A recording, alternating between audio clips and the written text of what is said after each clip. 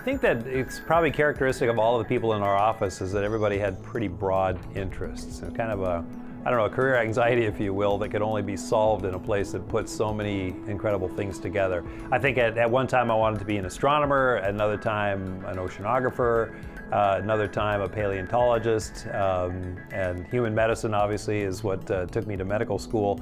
And guess what? The space program puts that all together.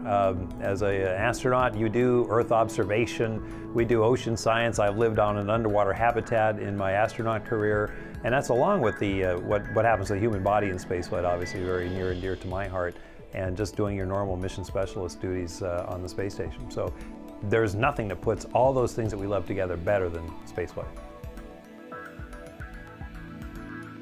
Well, I loved it. I could sum it up that way. But I will tell you, that was my first space flight, and flying out of the Baikonur Cosmodrome was pretty special. I mean, I launched off of the same pad that launched Yuri Gagarin. That's pretty neat.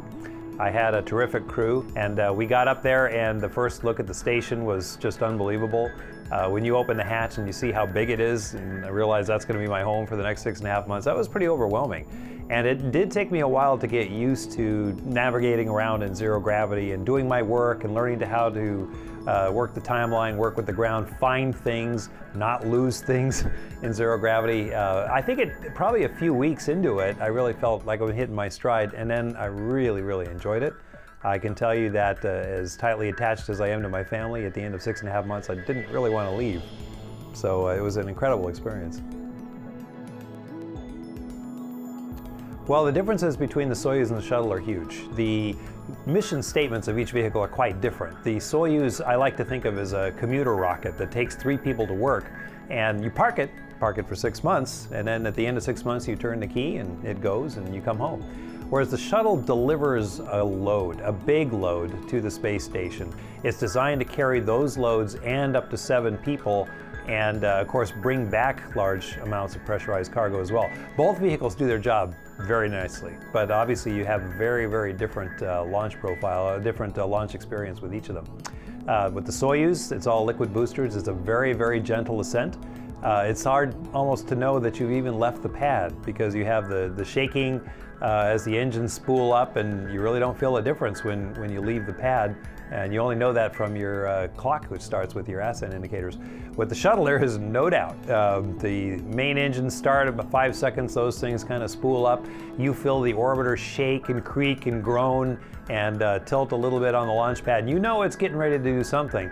But when those solids light, there is no question, that is the moment. You have left the planet and you are starting to scream towards space.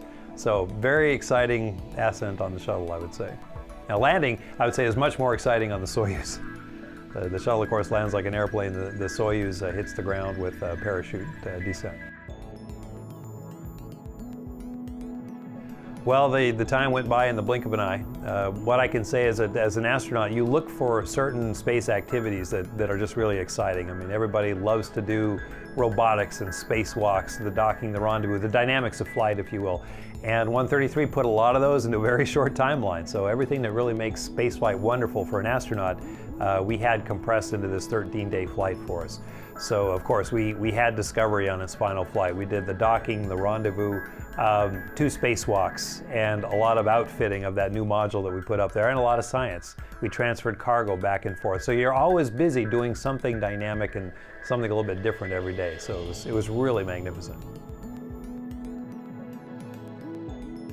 Well, I mean, I think a spacewalk is where the rubber meets the road for an astronaut.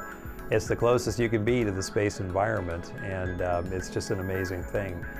I think all of us are glued to the windows whenever we can. We look at the Earth, we look at our station, and we look at the stars and whatnot, and that view is just incredible. But when you get outside the ship, when you are just out there in your spacesuit and you have a big wide view helmet, then it's almost overwhelming.